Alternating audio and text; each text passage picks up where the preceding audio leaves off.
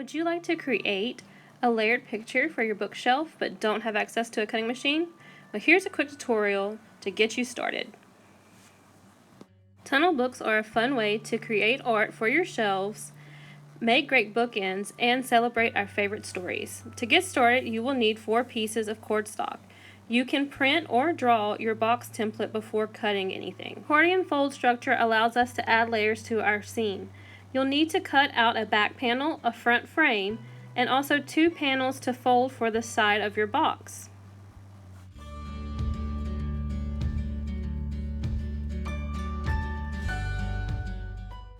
You can make your accordion fold panels as long as you want. The more folds you have, the more layers you can add to your scene.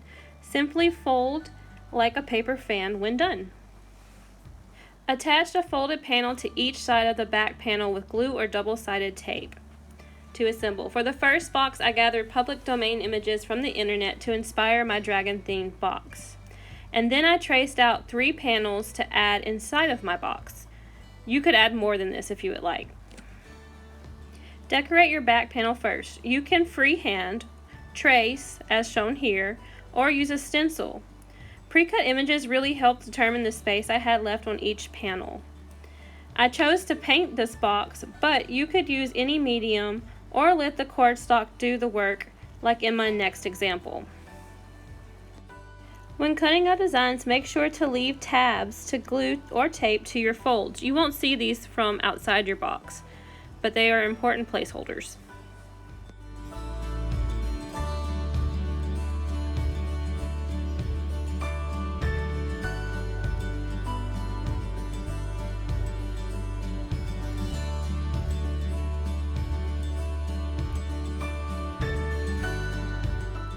One dragon wasn't enough, so I added another. And remember to leave some tabs. Now I'm gathering my panels and I'm going to paint this one. So really quickly I paint them and then I'll give them time to dry.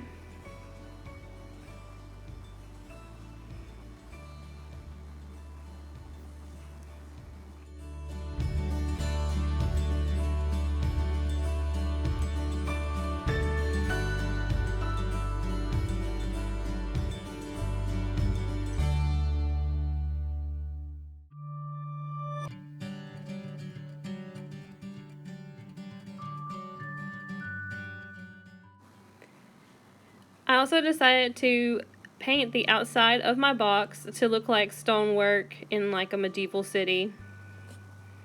Again, make sure you give yourself plenty time to dry if you do the painting. So to assemble, you're going to tape or glue the sides to your back panel, and then you're going to add in your inner panels to the folds, like I'm doing here. And then put your front frame on. And here is my final product.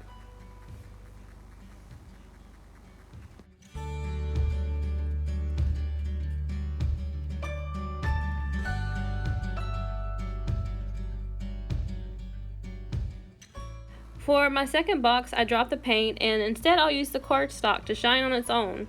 Again, I traced out panels.